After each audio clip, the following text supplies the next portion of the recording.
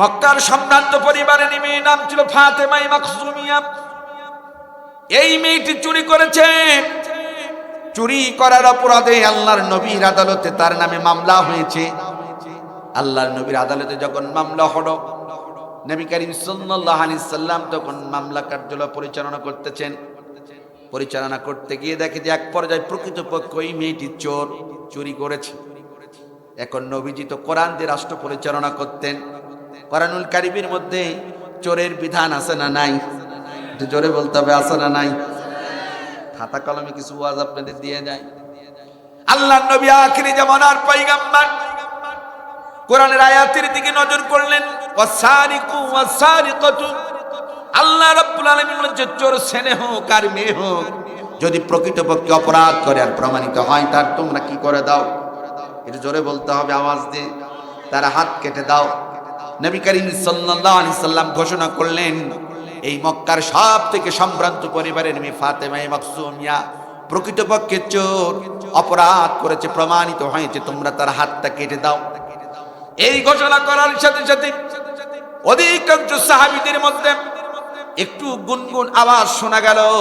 কিছু সংখ্যক সাহাবী চিন্তা করলেন, সবেমাত্র নবীজি মক্কা বিজয় করলেন, আর এই মুহূর্তে যদি এই মেয়েটির হাত কেটে দেয়, আমাদের দেখে অনেকেই ইসলাম ধর্ম গ্রহণ করতে ভয় পেতে পারে, আমাদের আগামী দিন ইসলাম প্রসার করতে হয়তো বা কোনো বাধা আসতে পারে। তার কারণ সবেমাত্র কালেমা, সবেমাত্র নবীজি এই মক্কা বিজয় করলেন। এই মুহূর্তে এত কঠোর এই আইন কার্যকর যদি করে, আমাদের বাধা বিঘ্ন আসতে পারে। এই জন্য সাহাবীরা চিন্তা করলেন কি করা যায়।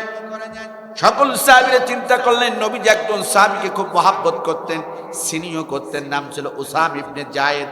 কি নাম বললাম? উসামা ইবনে জায়েদ। সাথীরা ডাক দিয়ে বললেন, হে উসামা, তোমাকে নবীজি খুব মহব্বত করে, ভালোবাসে। এই উসামা হচ্ছে রাসূলের একটা পালক পুত্র ছিল, তার নাম ছিল হযরত জায়েদ রাদিয়াল্লাহু তাআলা। এই জায়েদ রাদিয়াল্লাহু তাআলা সন্তানের নাম ছিল উসামা। আল্লাহর নবী ডাক দিয়ে বললেন, নবীর সাথে এই উসামা ছিলেন নবীজির হচ্ছে জায়েদের পুত্র, নাম ছিল উসামা। তাকে তিনি হচ্ছে একদিক থেকে রাসূল হচ্ছে তার দাদা, নাতি নাতি নাতি নাতি এই জন্য কাছে খুব মহব্বত করতেন, স্নেহ করতেন। সাহাবীরা চিন্তা করলো, উসামাকে ডাকতে বলেন, উসামা, তুমি যদি নবীকে আমাদের পক্ষ থেকে একটা কথা বলতে আমাদের জন্য বড় ভালো হতো। বলতে কি কথা? কয়, আল্লাহর নবী এই ফাতেমা মাখজুমিয়া নামে একটা মেয়ে চুরি করার অপরাধে তার হাত কেটে দেওয়ার কথা বলেছে।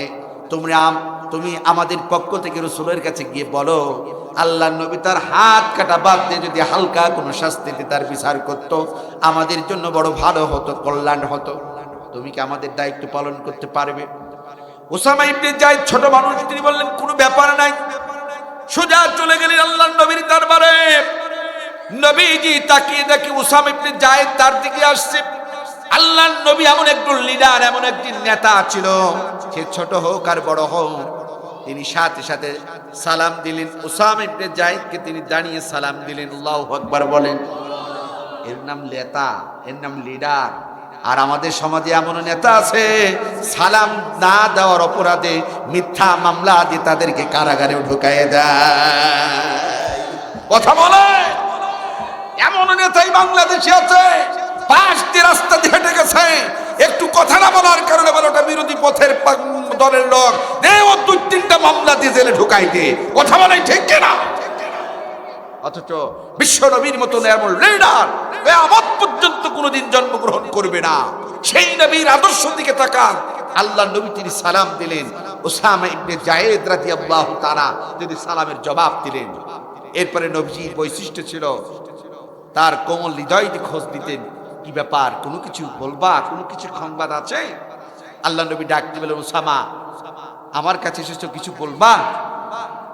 উসামা ইবনে জায়েদ রাদিয়াল্লাহু তাআলা বলেন, ইয়া রাসূলুল্লাহ, আমি একটা কথা বলার জন্য আপনার দরবারে এসেছি। বলছে, কি বলো? বলছে, ওগো নবীজি, আপনার আদালতে গতকাল একটা বিচার হয়েছে। মক্কার সম্ভ্রান্ত পরিবারের একটি মেয়ে, নাম ছিল ফাতেমা মাখজুমিয়া, চুরি করার অপরাধে আপনি তাকে হাত কাটার অনুমতি দিয়েছেন।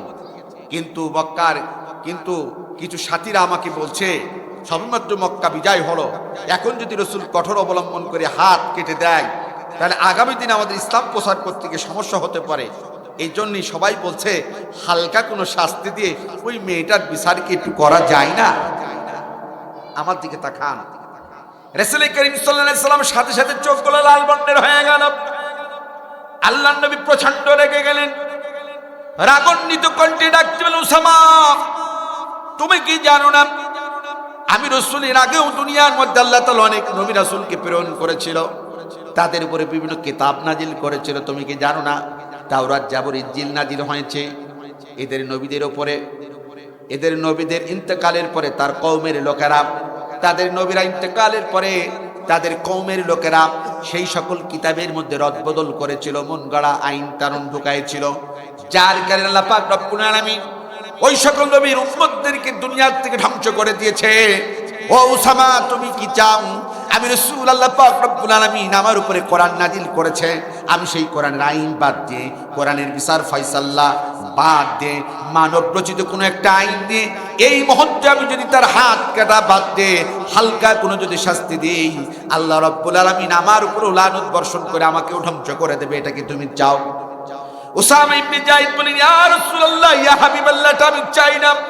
সাথে সাথে আল্লাহর নবী দত্তহীন কণ্ঠে জানিয়ে দিল, উসামা তাই তুমি শুনে না, খুব আজ এই মক্কার সম্ভ্রান্ত পরিবারের মেয়ে ফাতেমা মাকজুমিয়া কেন, আজ যদি আমার কলিজার টুকরা আদরের পুতুল আদরের দুলালি আমার নিজের মেয়ে ফাতেমা সেও যদি চুরি করত, আমি মুহাম্মদ সাল্লাল্লাহু আলাইহি সাল্লাম এই হাত কাটার আইন থেকে আমি পিছু হটতে পারতাম না।